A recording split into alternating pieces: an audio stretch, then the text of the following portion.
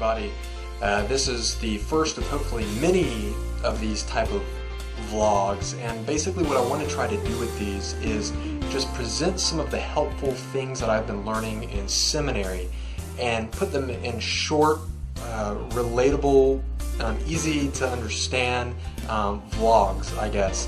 And hopefully they'll be beneficial to some of you out there, and hopefully interesting as well. So the first thing that I want to talk about on this vlog is these two ideas of Christendom and I was pointing to something up there. Anyway, Christendom and the Missio Dei.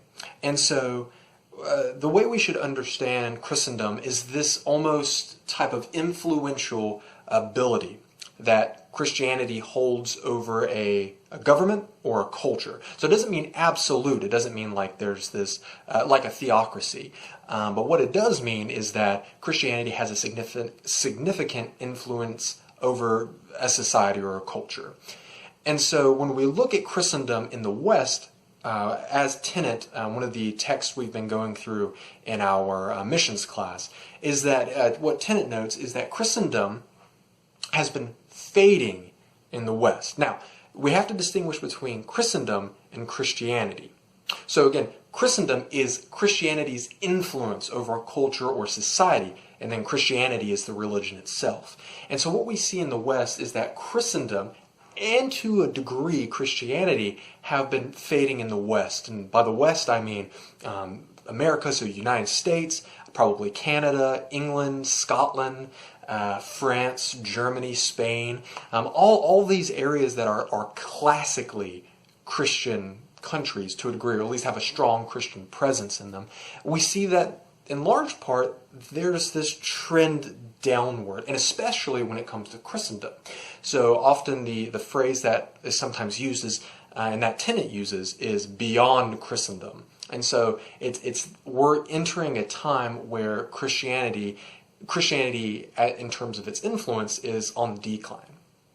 But what he also notes is that although Christianity in terms of its influence is on the decline, and to a large extent Christianity in these Western cultures, that doesn't mean as a whole it's on the decline. Because if you look at places like China, if you look at South Korea, which holds one of the largest churches in the world, places like India, Africa, South Africa, Brazil, in these places Christianity, at least to a degree, is growing or is alive and well, especially in underground churches in China, which is awesome to see.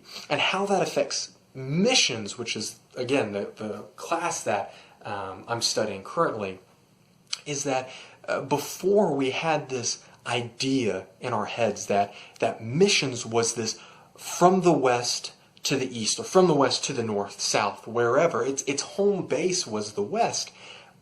But now we see that in a big way that's changing.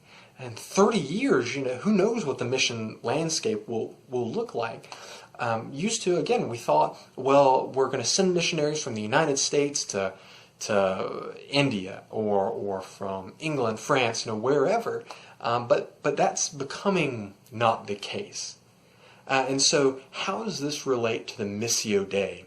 Well, translated, the Missio Dei is the mission of God. And one of the things that I guess has been influential to me is to think about the mission of God in terms of God's sovereignty.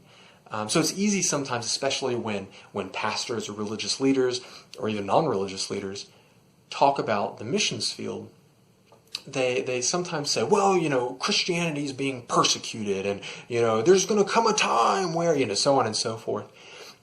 And I'm not trying to argue that Christianity doesn't have a battle to go through, but that doesn't paint the whole picture. Because again, where Christianity might wither, at least for a time in one place, it also blossoms in another.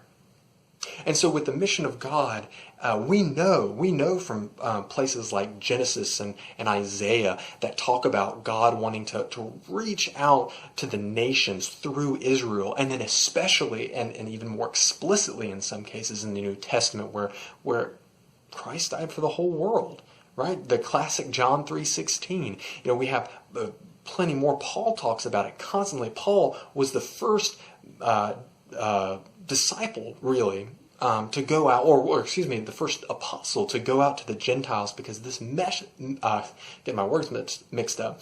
This message, this mission of God is for the whole world. And so I think as Christians, and especially as being a part of a church, we have to recognize that God is in control. We definitely have a place in His type of plan for the world. But I think not only do we need to be humble and recognizing that God is in control, and just because Christianity might struggle in one area, doesn't mean that God is not still moving. So I guess some points of application would just be,